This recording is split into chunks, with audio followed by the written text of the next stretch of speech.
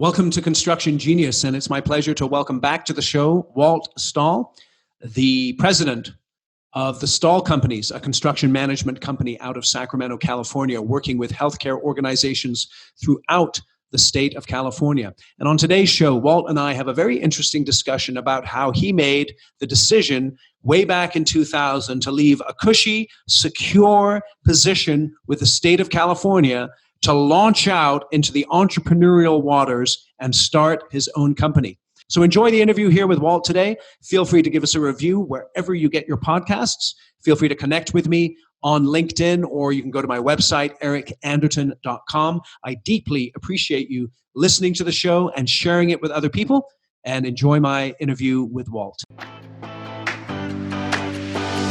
This is Eric Anderton, and you're listening to Construction Genius, a leadership masterclass.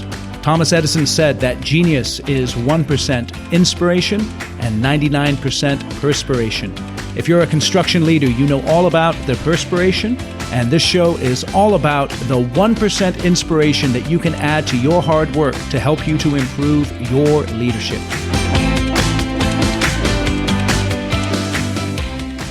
Walt, it's a pleasure to have you on Construction Genius here today. Thank you for joining me.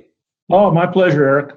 Right now, we're at the beginning of 2020, and Walt, 20 years ago, you made kind of an unusual decision to leave a very secure, prestigious job with the state of California and to embark on your own entrepreneurial journey. What led you to do that back in, it was about 2000, right? Correct.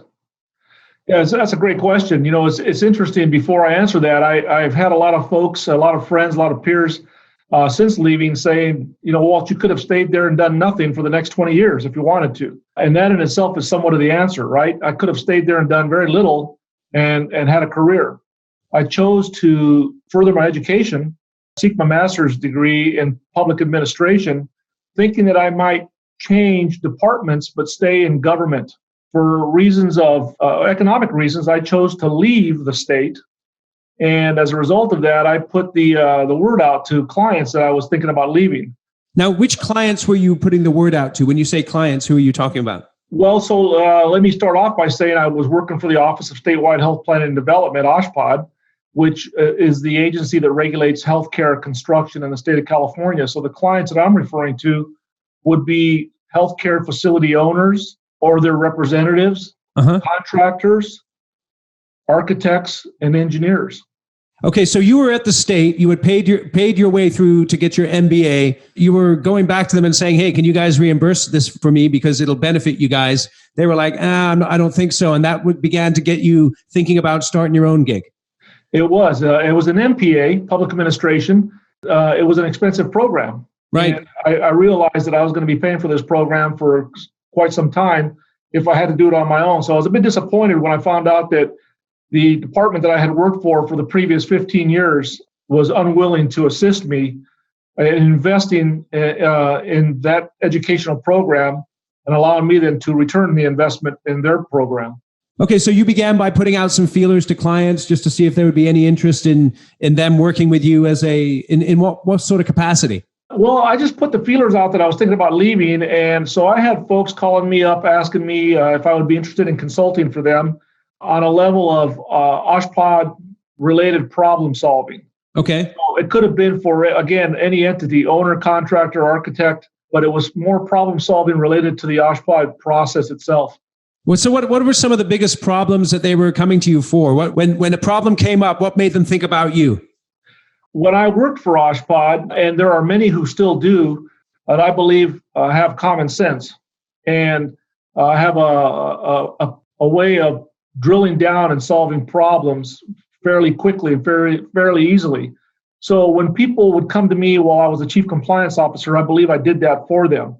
When I left OSHPD, the challenges were still there with them and OSHPD. Challenges of time, challenges of money, challenges of a lack of clarity in process and programs. And so I think that I lent to clarity of those processes and programs that solved some of the time and money issues.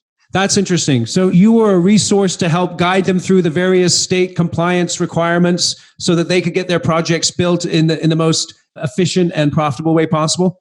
Yes, 20 years ago, Eric, the processes and programs weren't as well defined as they are today. People still need help even today. But 20 years later, Oshpod has done a good job of developing some of those programs. But in the early days, it was very difficult. There were no guidelines, there were no instructions, no procedures, and everybody found it very difficult to navigate that Oshpod process. Can you remember the day that you decided, okay, I'm no longer taking the state paycheck and now I am hanging out my shingle, the Stahl Companies, I'm ready to rock and roll? Do you remember that day? I do, very vividly. Well, tell me about it. So I had put out that I was considering consulting and received multiple interest. I elected to go with Sutter Health. Interesting. Sutter Health asked me because the seismic compliance issue was just rearing its ugly head. And so Sutter Health, with all the number of facilities in Northern California, had asked me if I would be interested in kind of spearheading and working with them on managing projects related to the seismic compliance program. That's because here in Northern California, we get lots of earthquakes, particularly in the Bay Area. Correct. Yep. So I took that challenge on. I came on board with Sutter Health and proceeded to work with the various facilities throughout the Bay Area. So at that point, were you just viewing yourself as an individual independent consultant working for Sutter? That's exactly what I was doing because, I was there for a year. And after that year's period of time, they came to me and said, hey, Walt, you're going to have to make a decision. You're either going to have to come on board as an employee or you're going to have to leave because we just can't keep you as a consultant with California laws being what they were. We can't keep you as a consultant forever. Now, that's interesting. So then let's talk us through that. So just a year before, you'd made the pivot from this secure state government job into a independent consultant, working obviously for a very reputable organization. And then you had another pivot point just a year later. What made you pivot one way as opposed to the other? Well, during that year with Sutter Health, I had multiple opportunities and clients coming to me after hearing that I had left Oshpod, asking for help with their particular project. So while I was helping Sutter manage the seismic compliance, I had several other clients that were asking me to manage projects for them as well, which is what really introduced me into the project management world post Oshpod. So is that how you began to sort of morph from a consultant into more of a construction management type role? Exactly. So I left Sutter Health, and shortly thereafter, Dignity Health asked me to manage a program for them. It was a heart center at Mercy General Hospital. Okay. And so I took that job on as the project manager, quickly realizing that I was going to need some help. And that was the beginning of hiring my first employee. Interesting. So your first employee, what role did you have for that first employee? Great question. I thought I needed an assistant project manager. I was informed by my CPA because I had surrounded myself with a CPA and with some legal folks. And my CPA said, well, you may need administrative support. So what I did was I hired a young lady who came to work with me and helped administer my program, my new profession, if you will. It allowed me the ease of focusing on the construction. She's been with me all these years later. Oh, interesting. So your first employee is still with you today? That's correct. That's fascinating. So as you're moving into this more project management role, I just want to back up actually, because it didn't sound like you started your company with this grand plan to build a massive organization and conquer the world kind of thing. That's right. It sounds more like you understood that you could help people solve a particular problem, and you found a match or a relationship where they wanted you to help them with that particular issue, and then you just grew it from there. That's right.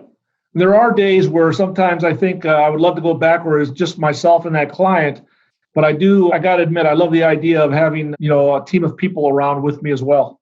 That's interesting. A couple of questions. So your first employee is still with you 20 years later, which I've got to say is pretty remarkable. Why do you think they're still with you? Well, one of the things that I've always prided myself on, Eric, is treating people fairly.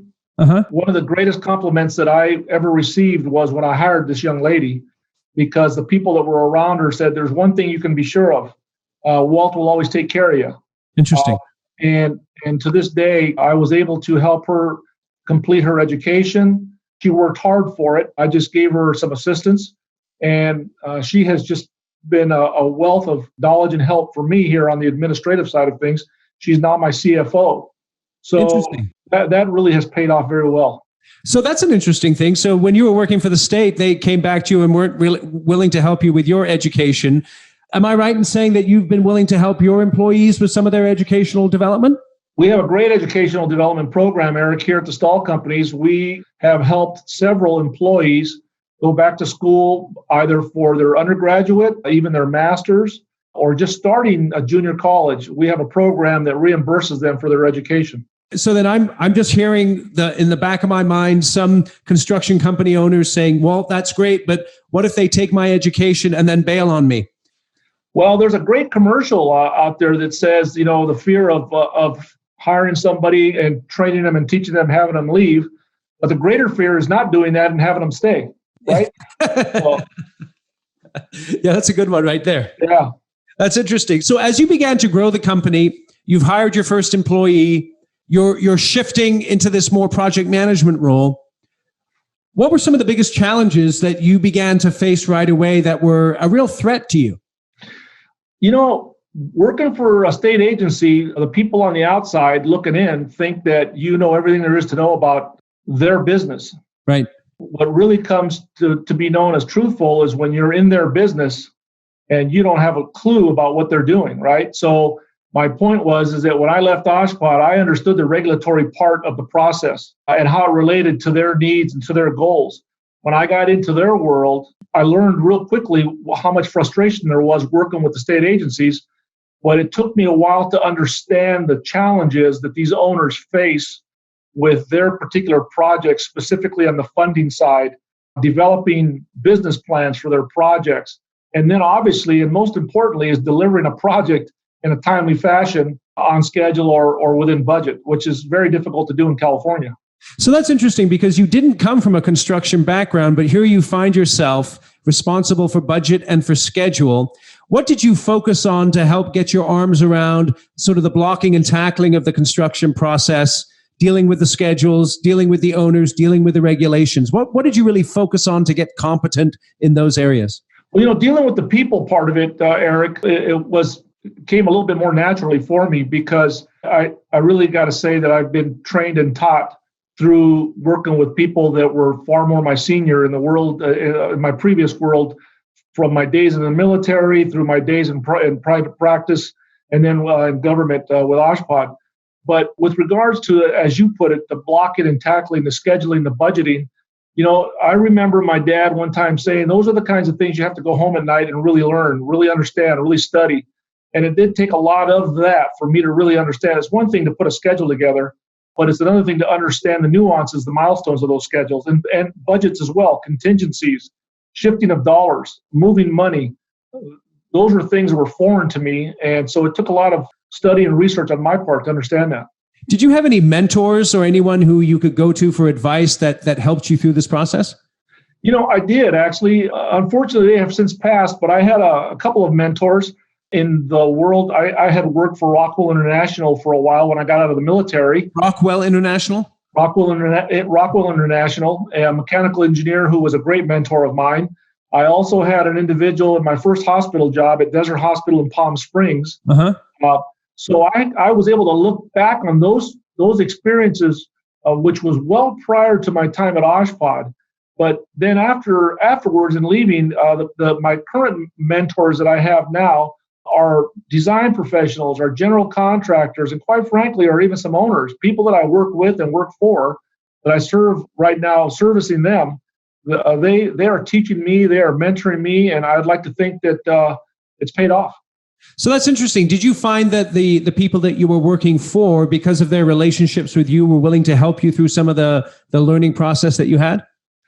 I know that to be true because I made it known to them, and I wanted them to be clear that their investment was going to be returned. Right. There are so many times where people want to invest in individuals, but the individuals just don't seem to want to return it. Right. For whatever reason. I was grateful for it, and I'd like to think that I have returned it. So you've chosen in terms of an overall strategy to focus mainly in the healthcare field. Is that right? That's correct. What do you think the benefits of having that strategic focus, that niche focus, have been? It's interesting because I didn't necessarily go into it with that plan, kind of backed into it because of my time with Oshpod, but it really became the best decision it became obvious during the economic downturn, 2008 through 2012, when the economy took a nosedive and healthcare continued to, I don't want to say thrive, but continued to do well. Right. It dawned on me at that time that niche, healthcare, regardless of the conditions of the economy, are going to continue to be needed, right? Infrastructure, equipment, technology, and most importantly, the people to do that. And so I invested, I took a chance, and it's paid off in investing in that particular niche. So that's interesting. So the insight I'm getting from that is when you are picking a niche, is to look for those areas that perhaps are resistant to some extent to the economic cycles. Yeah, I know a little bit about schools, and I understand how schools work. And schools are affected by economy. Certainly, commercial is affected by economy.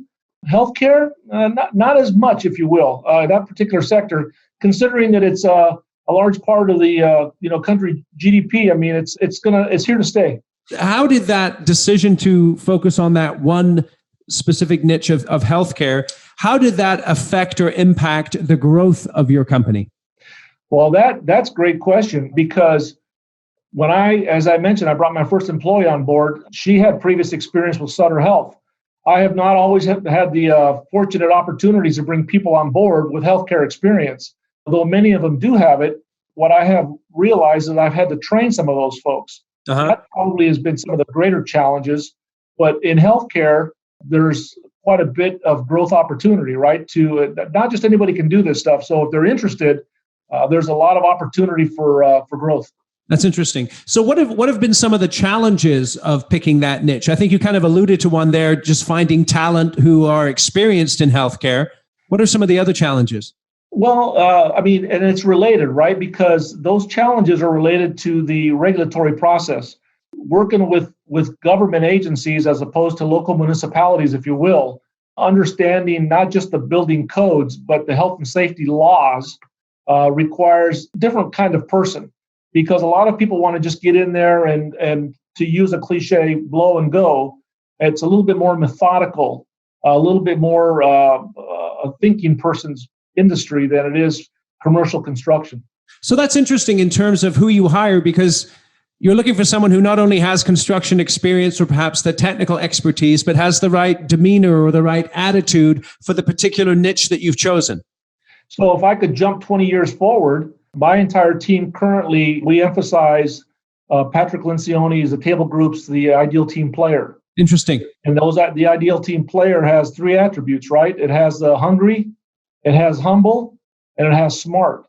And so I wish I would have read that book or understood that concept a long time ago. So the people that we have here at Stahl Companies are hungry, they're smart, and they have a humility about them. Those are the attributes we look for in the people that we hire. All right, so let's talk about that, because that's interesting. So hunger, that's a universal thing that we all experience, right? I just had a lunch. I'm not hungry right now, but what do you mean when you're looking for someone who's hungry? What does that mean to you? Well, as for people, hunger, like thirst, if you will, is a metaphor for wanting to do more, to look more opportunities, more ways to prove themselves. So it's not just a matter of, I got an 8-hour day, I'm going to work 10 hours a day. It's a matter of, I got an 8-hour day and I'm going to do the best I can in those 8 hours. And so we have people that are hungry for knowledge, for wisdom, for mentoring, for opportunities. And very few have that hunger and return on that investment, as I was speaking to earlier. But those that do certainly are very valuable people to their organizations.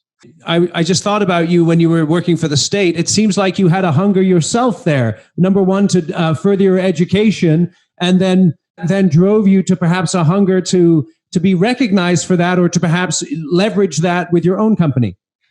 Yeah, that's true, Eric. And I think that everybody, there's an inherent part in every person that wants to see how far, how fast they can go.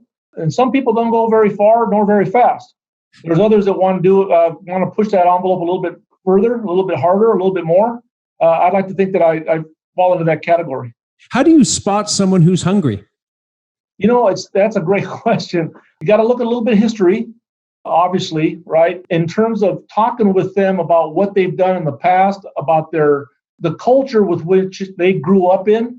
I think that's important. I mean, to look at somebody and to try to understand their character and understand that you don't want just a warm body.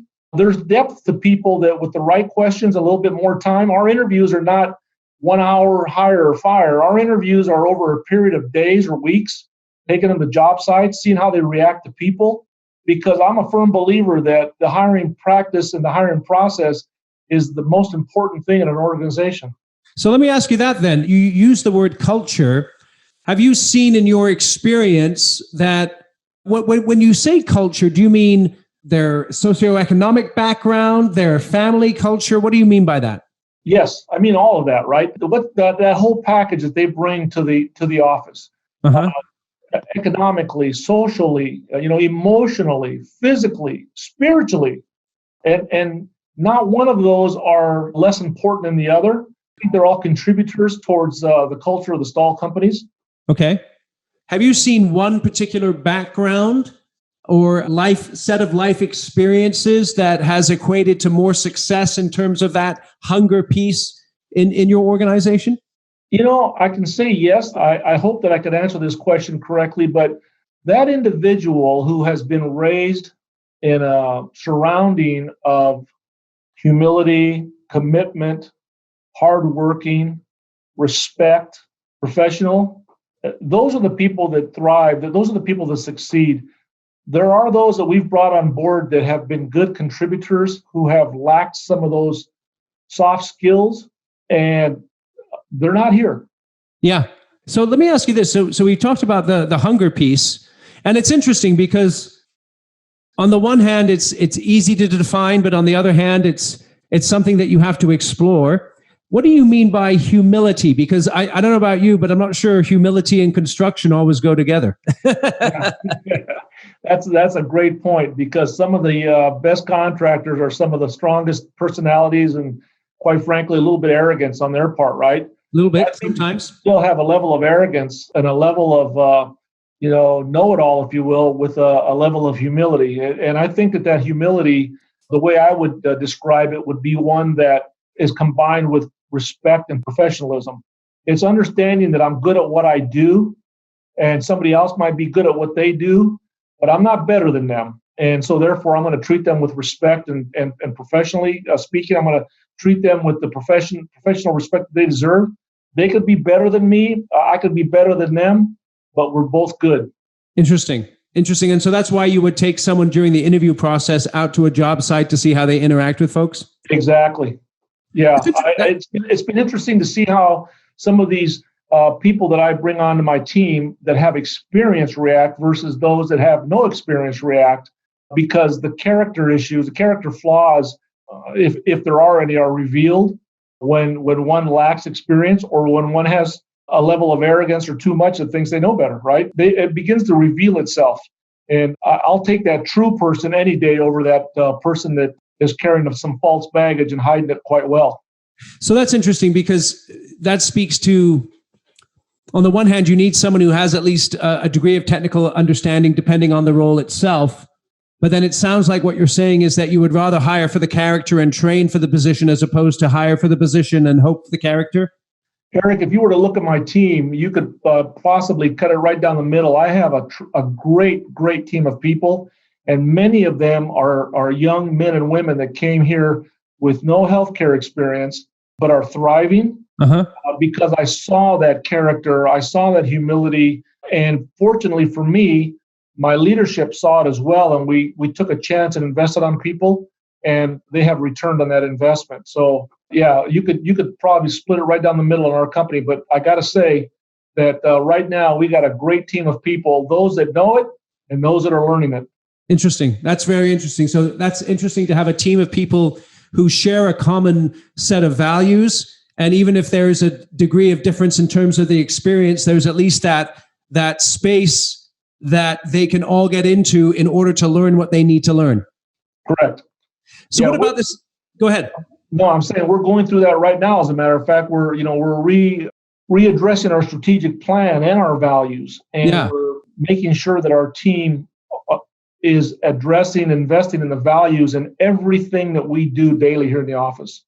So what about this idea of SMART? What do you mean when you say SMART? That's a great question, because oftentimes people think, well, education, formal education, and that's the furthest thing from the truth. So that certainly is a contributor as well. I like to describe SMART, and I'll paraphrase what the book says, but I like to describe SMART as that individual that's smart enough to know how to speak with the C-suite level folks, but at the same time, they're out on the construction site speaking with laborers and the likes, and able to carry a conversation that has, again, mutual respect and that level of intelligence that respects the person they're talking to and with. That's interesting. So it's not just an ability to grasp the technical aspects, but it's an emotional intelligence that enables someone to bridge gaps between different types of folks in different situations. Yeah, I couldn't have said it better, Eric. So I think what's interesting about that too is one of the challenges that I find a lot of people have in construction is understanding their audience and being able to adapt their conversational style and the way they structure their messages to the audience that they're addressing. That requires talent, right? Not everybody can do that. Again, I think that is an attribute that would fall under the SMART category, understanding your audience, being able to relate and to convey. Yep. So it's interesting to me because one of the ways I see that a lot of times is like you'll have a really talented project manager who obviously is being evaluated based on how a particular project is going. And if they feel they're not getting the resources or attention that they need in that project, they can often struggle with it. And so they bring it up to upper management, and upper management has a bigger picture perspective that perhaps the project manager doesn't see, but they need to be able to, the project manager needs to be able to put themselves in upper management's shoes in order to understand why resources are being allocated in the way they are. Yeah, you're absolutely right. I would take a slightly different approach on that, in that our project managers are visited by our senior folks, right? Rather than waiting for our project managers to come to them, our leadership will invest time in their projects, sit there and listen and watch how they react and relate. And more importantly, when those senior and leadership individuals have the opportunity to speak with the leadership or the C-suites in their project-related facilities, we like to bring our project managers into those situations so that they can get firsthand knowledge and see and understand and thrive and do well. So right there is a great insight, is for your senior leaders to bring in your PMs into the C-suite so they can observe, they can see how your senior leaders interact, they can learn from observation as well as perhaps from doing some of the interaction themselves. Exactly, yes. Yeah, that's great. That's terrific. So shifting the conversation a little bit, Stahl Companies is a construction manager. How do you deal with the fact that you're sort of between two worlds? You know, you're between the owner, the construction, the general contractor, the subs. How do you guys sit in that world and bring value in the day-to-day interactions that you have? You know, that is a great question, because when the owners ask us, well, what value do you bring? Well, we represent the owners. Clearly, first and foremost, general contractors do not represent the owners. They certainly are delivering a product to the owners, but they don't necessarily represent the owners. We want to make sure that those owners get everything that they're paying for. But here's a very important part also. Subcontractors, when you're talking about construction, the question sometimes is asked, does the general contractor have more allegiance to the owner that they're serving or to the subcontractors that work for them? And oftentimes the correct answer is to the subcontractors that work for them, because they're relying upon them for other projects. The reason I bring this up is that as an owner's representative, we have to be able to bridge that relationship and understand the relationship that the general contractor not only has with the owner and making sure that we're fair to both parties, but understanding the relationship that the general contractor has to their subcontractors as well.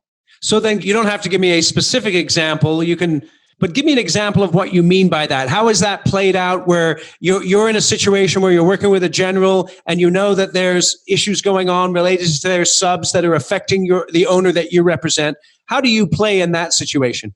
Well, I guess the word that I would use is change orders, obviously, but let's just say a framing contractor who's a major subcontractor. Yep. Has a change order that is going to be costly to the owner.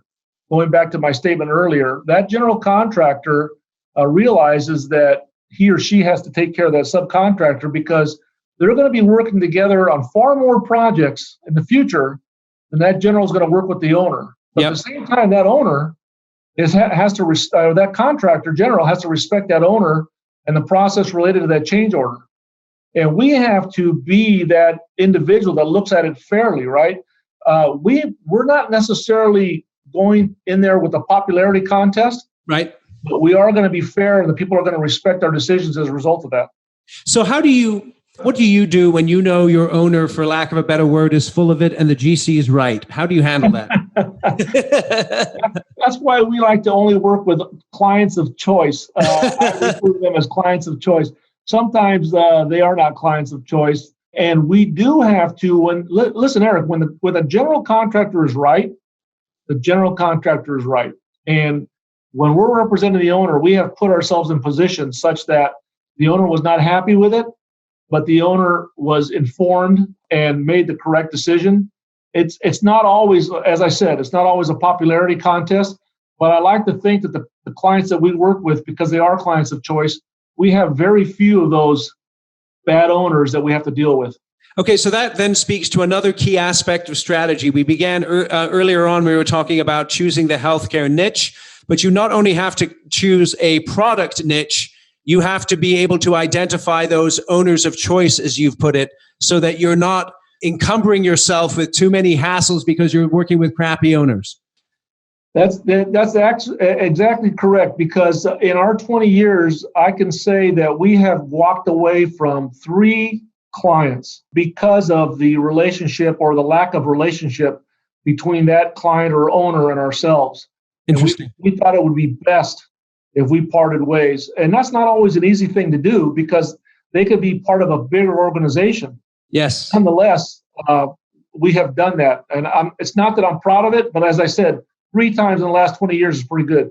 Let me ask you the question then about that, just because you touched on a couple of things that are interesting. Number one, you're working in a healthcare system with perhaps one owner that is part of a larger system. Is that what you're referring to? Yes.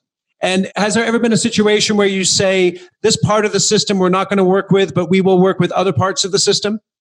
Yeah, and quite frankly, it's becoming, I don't want to say easier to do, but maybe easier to distinguish, because in these large systems, you're working with corporate levels and you're working with facility levels. Yep. But they're still the same system. Yep. So there's opportunities to channel your relationships with folks on projects that keep you with the system, but maybe not necessarily with some of those individuals. Interesting. Yeah. So that's an insight there. You have to pick. It's not necessarily just the larger entity, but it may just be the individuals within the entity. Yes. So what about with the people that you've decided to walk away from? What was the internal process in your organization that you went through to be able to say, you know what, these folks, we're not going to work with them anymore? I guess when my team sees me underneath my desk in the fetal position crying, they realize that I'm done with that particular. There you go. Eric, so watch for Walt under his desk. We bring it back to the team and we sit down and we talk amongst the leadership here, understanding what the potential ramifications are of walking away. But we then, once we agree as a team, we then have that interaction or that meeting with the client, and we explain to them why we're parting ways. And in those 3 instances that I mentioned earlier, 2 of them went very well, and the client understood. Right. One of them, the client was very upset and didn't understand, which supported more so our reason for leaving. So that's interesting that you would actually take the time to go to the client and discuss it, as opposed to saying, just ghosting them or something like that. Yeah, and we've had clients that have come to us for reasons, not because of our work product, but for reasons because of internal decisions, who have said, look, we have to part ways because we're bringing internal folks. and they pay us the respect of coming and sitting down with us and explaining it. There's no reason why we shouldn't do the same thing. Oh, that's excellent. That's excellent. So as we wrap up this interview here today, Walt, you've been on a 20-year run. If you could do it all over again, knowing what you know now, what are one or two things that you would have done differently? If I had the experience, the knowledge, the wisdom, I probably would have come into the program with partnerships right off the start than carrying the load myself. That probably business partners? Yes, business partners. Okay. That probably is a big one. Why do you say that? Well, because there's a lot of responsibility, and there is in the construction management world compared to general contracting, there's far less risk and far more reward, but there is risk nonetheless. And I would say that, and I'm learning this 20 years later, that it would be better to share the risk with confidants that you have alongside you than it is to carry that alone. Interesting. But let me also say that it's probably a lot funner to share the rewards also, right? Yeah. Which we do with our team. So, I don't know a second one. That's one that I always focus on. What else I would do differently? I wouldn't change healthcare for the world. I love healthcare, and I think it's the most challenging. If you can build a hospital, you can build anything. Interesting. 24/7 operation. The people, I can't think, Eric, other than that, how I do it differently. So let me ask you this, because it sounded like, and if I'm wrong here, just correct me, it sounded like at the beginning, it was sort of an organic process where you started as a consultant, became a project manager, grew it into a construction management company. And now from what you were saying, you're more intentional in terms of your strategic planning and things like that? Yes. If you had to do it all over again, would you go back and be a little more intentional, or were you just okay with the way it grew organically? No, yeah, I guess you're right. I think that I would be more strategic, more intentional, planned it better. Maybe, everybody always tells me that the best way to start in business is with an exit plan. Yeah. And I probably would have developed an exit strategy with a timeline and such, had I known better. But I think we did pretty good. And by the grace of God, we've survived 20 years and we've done well. That's awesome. So just as we wrap up here, what are two or three, if you were sitting down with someone, you're having a coffee or, a beer or something, and you were sitting down with someone who's just starting their company, whether it be construction management or even general contracting, what are two or three words of advice you would give to them? Well, certainly the most important advice I would give to somebody would be the people part of it. Okay. Is really invest heavily in the type of people you're going to bring on board. Understand the people you're bringing on board. I think that's first and foremost. You used the word intentionality. Be intentional about what you're going to do. Because oftentimes people want to build, but they're not quite sure. People have asked me, do you want to do schools? Do you want to do commercial? Do you want to do whatever? And I've been very intentional about healthcare. So I would say know what you want to do and do that well. Have the right people to do that with. And certainly there's got to be some economic level of support, right? Finances got to be in place. So I would say that those would be the most important things. And when you say that the finances in place, you mean get your ducks in a row financially so that you have some runway when you're starting up? Exactly. Because if you're on the edge, you're threatening your personal lifestyle while developing your professional lifestyle. Yeah, that's great. So those three pieces of advice: number one, pick a niche. Number two, pick the right people to help you with the growth of the company. And number three, have your financial house in order. Yes. That's excellent. Okay, well, I've got one final question to ask. I like to ask my guests this. What is your favorite restaurant? Well, actually, it's not there anymore in Sacramento, but it was Bandera's. Yeah, dude, you're the second person who said Banderas. And I know it's not there anymore, down there on Fair Oaks and Howe, exactly. Right? They're still down at Newport Beach, but Bandera's by far was the place to hang out for my wife and I. Did you like the ribs there? You know what? I liked it all, but I tell you what I really liked was that the bread that they brought you. Oh, nice. With the jalapeno peppers in there, a little bit, the cornbread. I love that with a nice glass of red wine. There you go. Hey, steak, chicken, ribs, couldn't go wrong. So just for the record here, Banderas is no longer in Sacramento. If anyone from Banderas is listening, you all got to open up again here. But I guess they're still in Newport Beach. Yes, there is. All right. So if you're down in SoCal and you want a good American classic place to eat, Banderas is the place to go. You got it. Awesome. Well, I really appreciate you joining me today. I know this interview has been extremely enlightening to me, and I know it'll be helpful to the folks who listen to it. Thank you, Eric. I appreciate the opportunity. Awesome.